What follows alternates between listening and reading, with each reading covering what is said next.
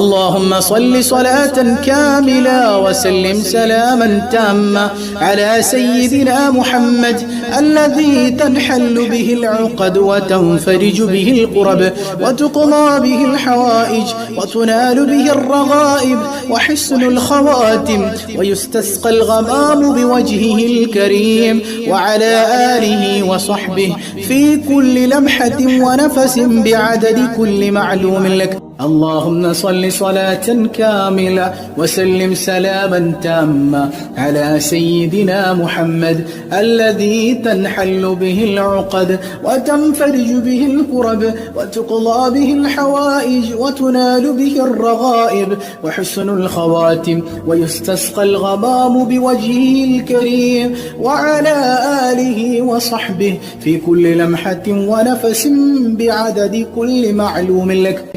اللهم صل صلاة كاملة وسلم سلاما تاما على سيدنا محمد الذي تنحل به العقد وتنفرج به الكرب وتقضى به الحوائج وتنال به الرغائب وحسن الخواتم ويستسقى الغمام بوجهه الكريم وعلى آله وصحبه في كل لمحة ونفس بعدد كل معلوم لك.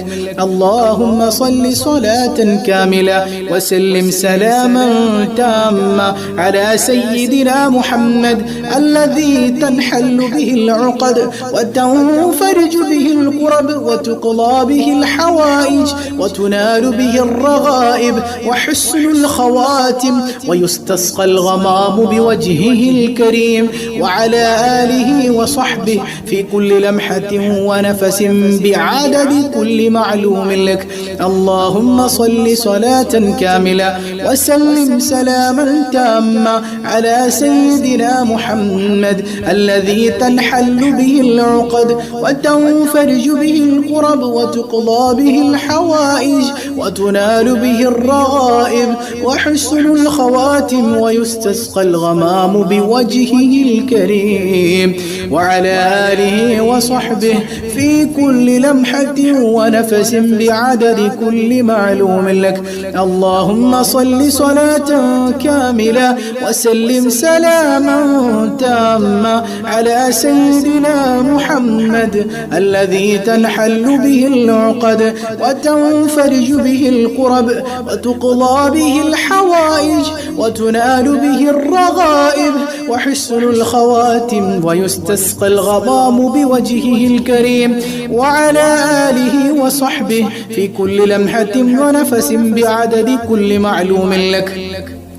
اللهم صل صلاة كاملة وسلم سلاما تاما على سيدنا محمد الذي تنحل به العقد وتنفرج به الكرب وتقضى به الحوائج وتنال به الرغائب وحسن الخواتم ويستسقى الغمام بوجهه الكريم وعلى آله وصحبه في كل لمحة ونفس بعدد كل معلوم لك. سبحان الله. നമ്മുടെ പ്രയാസങ്ങളൊക്കെ തീ കരിച്ചു കളയുന്നത് പോലെ കരിച്ചു കളയുന്ന സ്വലാത്താണ് സ്വലാത്തുൻ നാരിയ. അല്ലാഹു റബ്ബുൽ ആലമീൻ സ്വലാത്തുൻ നാരിയയുടെ ബറകത്ത് കൊണ്ട് നാം അനുഭവിക്കുന്ന എല്ലാ പ്രയാസങ്ങളിൽ നിന്നും അല്ലാഹു കാവൽ നൽകട്ടെ. നമുക്കറിയാം ഹബീബായ സ്വല്ലല്ലാഹു അലൈഹി വസല്ലം തങ്ങളുടെ മനോഹരമായൊരു മദ്ഹ് കാവ്യമുണ്ട്. മദ്ഹാണത്, ഏറ്റവും ഹൃദ്യമായ മദ്ഹ്. അത് ഖസീദത്തുൽ ബുറുദയാണ് അല്ലേ? ആ ബുറുദ മുത്തുനബിക്ക് ഭയങ്കര ഇഷ്ടമാണ്. എന്താണ് ബുറുദ എന്നൊരു പേര് അതിനുണ്ട്. അതായത് എത്ര വലിയ പ്രയാസമാണെങ്കിലും എത്ര വലിയ രോഗമാണെങ്കിലും അല്ലാഹു റബ്ബുൽ ആലമീൻ ബുറുദ കൊണ്ട് ശിഫയാക്കുമെന്നാണ്. അപ്പൊ ബുറുദയിലെ വളരെ പ്രധാനപ്പെട്ട ഒരു ഭാഗമാണ് യാ അക്രമ ബൈത്ത് എന്ന് പറയുന്നത്. ഇൻഷാ അല്ലാഹ് നമുക്ക് മുത്തുനബി സല്ലല്ലാഹു അലൈഹി വസല്ലം തങ്ങൾക്ക് ഏറെ ഹൃദ്യമായ അവിടത്തേക്ക് ഇഷ്ടമുള്ള ഈ യാ അക്രമ ബൈത്ത് കൂടെ ചൊല്ലിയിട്ട് നമുക്ക് ദുആ ചെയ്യണം. ഇൻഷാ അല്ലാഹ് ദുആയിലേക്ക് കടക്കുന്നതിന് മുൻപ് യാ അക്രമ ബൈത്ത് കൂടെ എന്നോടൊപ്പം നിങ്ങളൊക്കെ ചൊല്ലി അല്ലാഹു നമ്മിൽ നിന്ന് കബൂൽ ചെയ്യുമാറാകട്ടെ. യാ അക്രമൽ ഖൽഖി മാ لمن ألوذ به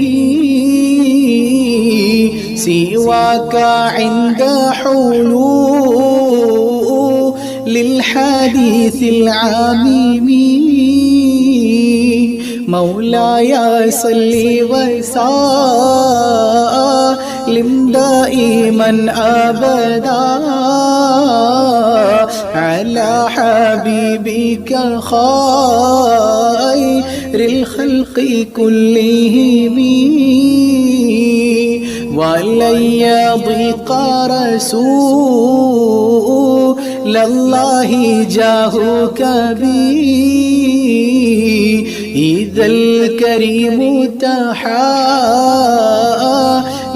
باسمي منتقمي مولاي صل وسلم دائما أبدا على حبيبك خير الخلق كلهم فإن من جودك دنيا وغرتها ومن علومك علم اللوح والقلم مولاي صل وسلم دائما أبدا على حبيبك خير الخلق كلهم يا نفس لا تقنطي من زلة عظمات إن الكبائر في الغفران كالأمام مولاي صل وسلم دائما أبدا على حبيبك خير الخلق كلهم لعل رحمة ربي حين يقسمها تأتي على حسب العصيان في القسم مولاي صل وسلم دائما أبدا على حبيبك خير الخلق كلهم يا ربي واجعل رجائي غير منعكس لديك واجعل حسابي غير منخرم مولاي صل وسلم دائما أبدا على حبيبك خير الخلق كلهم والتف بعبدك في دارين إن له صبرا متى تدعوه الأهوال ينهزم مولاي صل وسلم دائما أبدا على حبيبك خير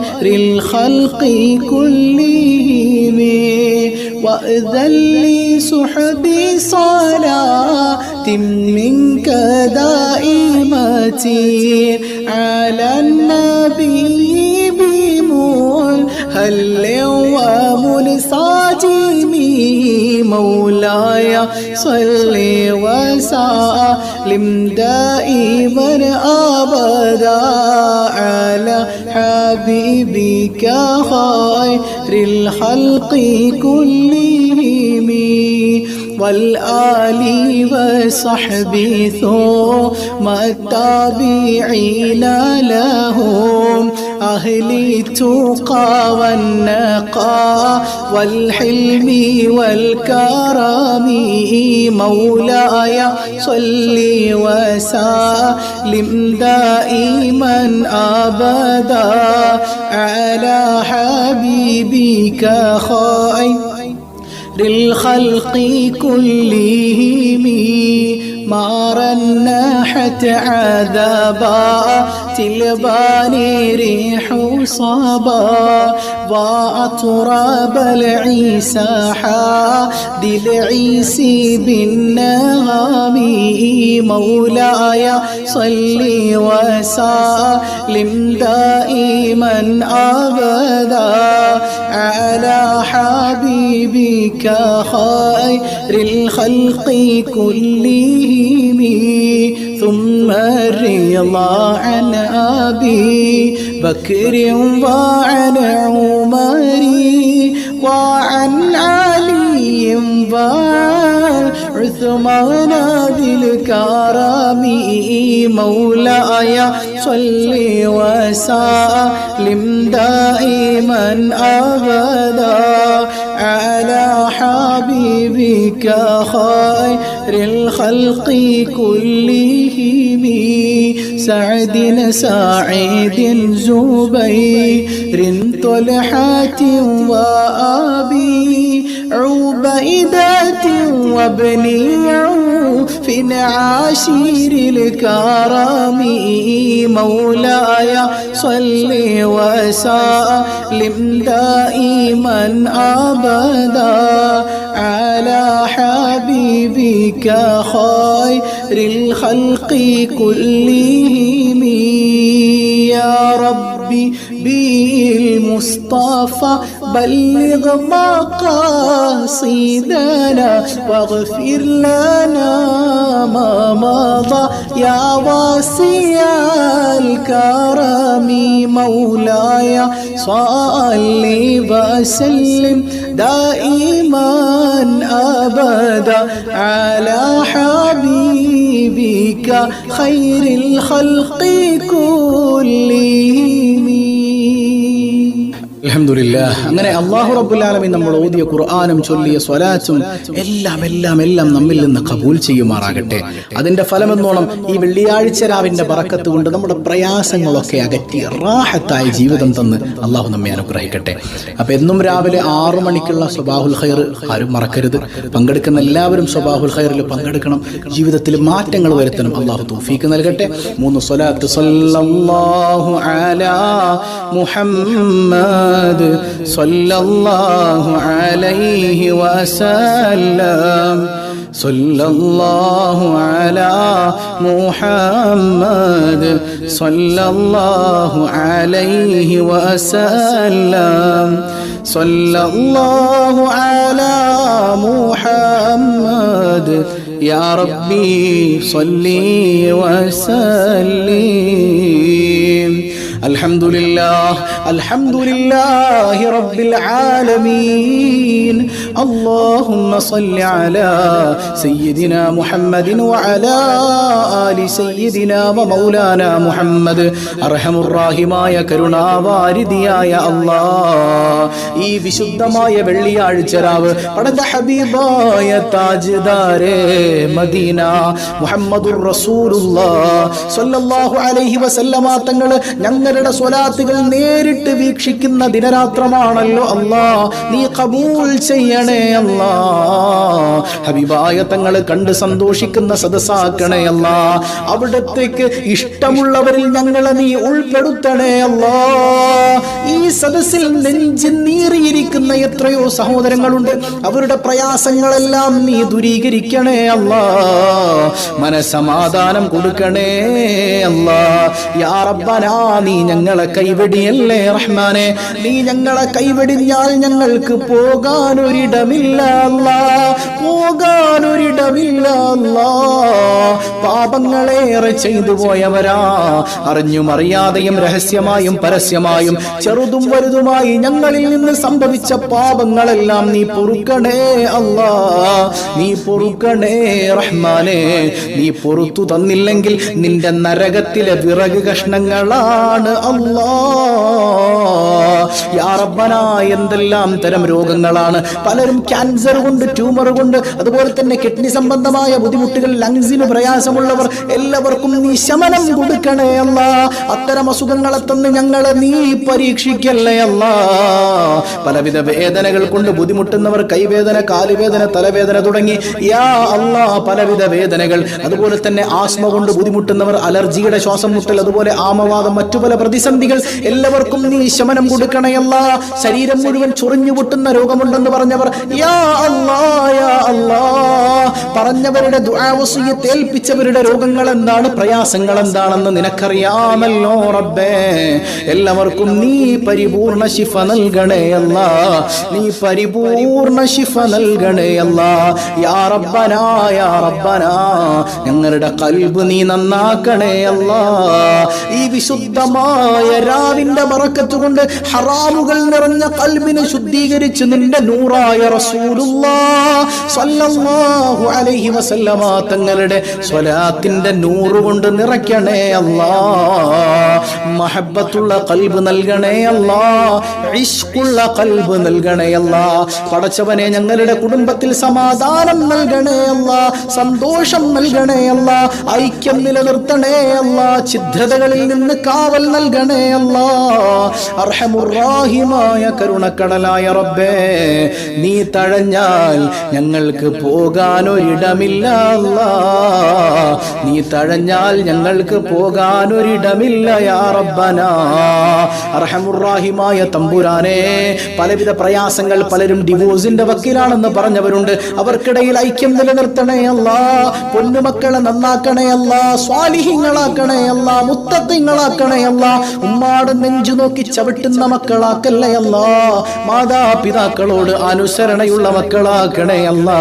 പടച്ചവനെ അവരെ നീ നേർവഴിക്ക് നടത്തണേ അല്ലാ, പിശാചിന്റെ ശർറിൽ പെട്ടുപോകുന്നവരിൽ ഉൾപ്പെടുത്തല്ലേ അല്ലാ. യാ റബ്ബന, ഞങ്ങളുടെ പൊന്നുമക്കൾ പലവിധ എക്സാമുകൾ അറ്റൻഡ് ചെയ്യുന്നുണ്ട്, ഏതെല്ലാം എക്സാം ആണെന്ന് നിനക്കറിയാമല്ലോ റബ്ബേ. ഉന്നത വിജയം നൽകണേ അല്ലാ, ഓർമ്മശക്തിയും ബുദ്ധിശക്തിയും വർദ്ധിപ്പിക്കണേ അല്ലാ, കൃത്യമായി ചോദ്യങ്ങൾക്ക് ഉത്തരം എഴുതാൻ തൗഫീക്ക് നൽകണേ അല്ലാ. അർഹമുർ റഹീമായ കരുണാവാരിധിയായ റബ്ബേ, യാ റബ്ബനാ യാ റബ്ബനാ. സിഹർ കൊണ്ട്, കണ്ണേറ് കൊണ്ട് ജീവിതം തകർന്നു പോയവർ ധാരാളമുണ്ട്, എല്ലാവർക്കും നീ സിഹറുകൾ ബാത്തിലാക്കി കൊടുക്കണേ അല്ലാ, നീ ശർറുകളെ ബാത്തിലാക്കണേ അല്ലാ. പൈശാചിക ഉപദ്രവത്തിൽ വസ്വാസിൽപ്പെട്ട് ബുദ്ധിമുട്ടുന്നവർ എല്ലാവർക്കും ശമനം കൊടുക്കണേ അല്ലാ. പടച്ചവനെ ഞങ്ങളുടെ തൊഴിലുകളിൽ അഭിവൃദ്ധി നൽകണേ അല്ലാ, ഹറാമ് കലരാത്ത ഹലാലായ സമ്പാദ്യം നൽകണേ അല്ലാ. യാ റബ്ബനാ യാ റബ്ബനാ, ജോലിയില്ലാത്തവർക്ക് ഹൈറായ തൊഴിൽ നൽകണേ അല്ലാ. പാസ്പോർട്ടിന് വിസക്ക് അപ്ലൈ ചെയ്ത് കാത്തിരിക്കുന്നവർ, അതുപോലെ ലൈസൻസ് എടുക്കാൻ വേണ്ടി ഓടി നടക്കുന്നവർ, എല്ലാവർക്കും കാര്യങ്ങൾ എളുപ്പമാക്കി കൊടുക്കണേ അല്ലാ. മകന്റെ അഡ്മിഷന് വേണ്ടി ശ്രമിച്ചവർ, അല്ലാഹുവേ നീ അവർക്ക് ഹൈറായ നിലക്ക് അഡ്മിഷൻ കൊടുക്കണേ അല്ലാ. അങ്ങനെ തുടങ്ങി എന്തെല്ലാം വസിയത്തുകൾ പറഞ്ഞിട്ടുണ്ടോ അതെല്ലാം നീ അറിയുന്നവനാണല്ലോ അല്ലാ, എളുപ്പമാക്കണേ തമ്പുരാനെ. പടച്ചവനെ, വീടില്ലാത്തവർ, വീട് പണി തുടങ്ങിയവരെല്ലാം പൂർത്തീകരിക്കാൻ നീ തൗഫീക്ക് നൽകണേ അല്ലാ, ഹൈറായ ഭവനം നൽകണേ അല്ലാ. യാ അല്ലാ, കടക്കണീരാണ് പലരും, കടങ്ങളെല്ലാം നീ ഏറ്റെടുക്കണേ അല്ലാ, കടങ്ങളെല്ലാം നീ ഏറ്റെടുക്കണേ അല്ലാ. പടച്ചവനെ, വേദന കൊണ്ട് ബുദ്ധിമുട്ടുന്നവർ, ഈ നിമിഷം പോലും വേദനിക്കുന്ന എത്രയോ പേരാ. യൂട്രസിൽ മുഴ വന്നവർ, അതുപോലെ തന്നെ റിമൂവ് ചെയ്തവർ, അവിടെ മറ്റു പല ബ്ലീഡിംഗ്, മറ്റു പല അസുഖങ്ങൾ കൊണ്ട് പ്രയാസപ്പെടുന്നവർ, എല്ലാവർക്കും നീ ശമനം കൊടുക്കണേ അല്ലാ, ഈ നിമിഷം ശമനം കൊടുക്കണേ അല്ലാ, ഈ സദസ്സിന്റെ ബറക്കത്ത് കൊണ്ട് ശമനം കൊടുക്കണേ അല്ലാ. യാ അല്ലാഹു യാ അല്ലാഹു യാ അല്ലാഹ് യാ റഹ്മാനു യാ റഹീം, നിന്റെ കാരുണ്യത്തിലല്ലാതെ ഞങ്ങൾക്ക് പ്രതീക്ഷയില്ല അല്ലാ. മരിക്കുന്നതിന് മുൻപ് കഅബാലയം ഒന്ന് പലയാവർത്തി കാണാൻ ആരംഭപ്പൂവായ റസൂലുള്ളാഹ് താജ്ദാരേ മദീന മുഹമ്മദ് മുഹമ്മദുർ റസൂലുള്ളാഹ് സ്വല്ലല്ലാഹു അലൈഹി വസല്ലമ തങ്ങളുടെ റൗള എന്ന് പല ആവർത്തി കാണാൻ ഞങ്ങൾക്ക് നീ ഭാഗ്യം നൽകണേ അല്ലാഹ്. ഞങ്ങളിൽ നിന്ന് മരണപ്പെട്ടു പോയവർ പലരുടെയും ആണ്ടിന്റെ ദിവസമാണ് ഇന്നെന്ന് പറഞ്ഞിട്ടുണ്ട്. മഗ്ഫിറത്ത് നൽകണേ അല്ലാഹ്. ഞങ്ങളിൽ ഉമ്മ മരണപ്പെട്ടവർ, ഉപ്പ മരണപ്പെട്ടവർ, സന്താനങ്ങൾ, ഇണകൾ, സഹോദരങ്ങൾ, കൂട്ടുകുടുംബാദികൾ പലരും മരണപ്പെട്ടു പോയവരുണ്ട്. എല്ലാവർക്കും മഗ്ഫിറത്ത് കൊടുക്കണേ അല്ലാഹ്. ഖബറിൽ സന്തോഷം നൽകണേ അല്ലാഹ്. ഈ രാവിന്റെ മനോഹരമായ സുന്ദരമായ അനുഗ്രഹങ്ങളെ അവരുടെ ഖബറിലേക്ക് ഒരു മഴ പോലെ നീ വർഷിക്കണേ അല്ലാഹ്. ആരംഭ പൂവായ സ്വല്ലല്ലാഹു അലൈഹി വസല്ലമ തങ്ങളുടെ തിരുനോട്ടം കൊടുക്കണേ അല്ലാഹ്. ഞങ്ങളെപ്പോഴാ മരിക്കുന്നതെന്നറിയില്ല, ഈമാൻ സലാമത്താക്കണേ അല്ലാഹ്. ഈമാനില്ലാതെ തിരിച്ചു വിളിക്കല്ലേ അല്ലാഹ്, പെട്ടെന്ന് വിളിക്കല്ലേ അല്ലാഹ്, കുഞ്ഞുങ്ങളെ യതീമാക്കല്ലേ അല്ലാഹ്. പടച്ചവനേ, ഞങ്ങളുടെ കുഞ്ഞുമക്കളെ നീ പെട്ടെന്ന് മരിപ്പിക്കല്ലേ അല്ലാഹ്. ഞങ്ങൾ ജീവിച്ചിരിക്കുമ്പോ ഞങ്ങളുടെ കുഞ്ഞുങ്ങളുടെ മയ്യത്ത് കാണേണ്ട ദുരവസ്ഥ നൽകല്ലേ അല്ലാഹ്. യാ അല്ലാഹ്, യാ അല്ലാഹ്, നീയല്ലാതൊരാശ്രയമില്ല അല്ലാഹ്. കൈവെടിയല്ലേ അല്ലാഹ്. നാളെ മഹ്ശറിൽ വിയർപ്പിൽ മുങ്ങി കുളിക്കുമ്പോ ഞങ്ങളുടെ പൊന്നുമ്മ പോലും തിരിഞ്ഞു നോക്കാത്ത സമയത്ത് ഞങ്ങളുടെ നേതാവായ റസൂലുള്ളാഹ് സ്വല്ലല്ലാഹു അലൈഹി വസല്ലമ തങ്ങളുടെ ശഫാഅത്തിൽ നീ ഒരുമിപ്പിക്കണേ അല്ലാഹ്. കൈവെടിയല്ലേ അല്ലാഹ്. പടച്ചവനെ, ദുആ കൊണ്ട് വസിയ്യത്ത് ചെയ്തവർ, കമന്റ് ചെയ്തവർ, മെസ്സേജ് ചെയ്തവർ, പടച്ചവനെ ഒന്നും പ്രത്യക്ഷമായി പറയാതെ തന്നെ ഖൽബിൽ ഒളിപ്പിച്ച് നിന്നിലേക്ക് അത് സമർപ്പിച്ചവർ, യാ അല്ലാഹ്, എല്ലാവരുടെയും മുറാദുകൾ അറിയുന്ന നാഥാ, ഈ രാവിന്റെയും ഈ സദസ്സിന്റെയും ബറക്കത്ത് കൊണ്ട് അതെല്ലാം നീ ഹാസിലാക്കണേ അല്ലാഹ്. ബിഹഖി സ്വല്ലല്ലാഹു അലാ മുഹമ്മദ് സ്വല്ലല്ലാഹു عليه وسلم صلى الله على محمد صلى الله عليه وسلم اللهم صل على محمد يا رب صل عليه وسلم. السلام عليكم ورحمة الله وبركاته.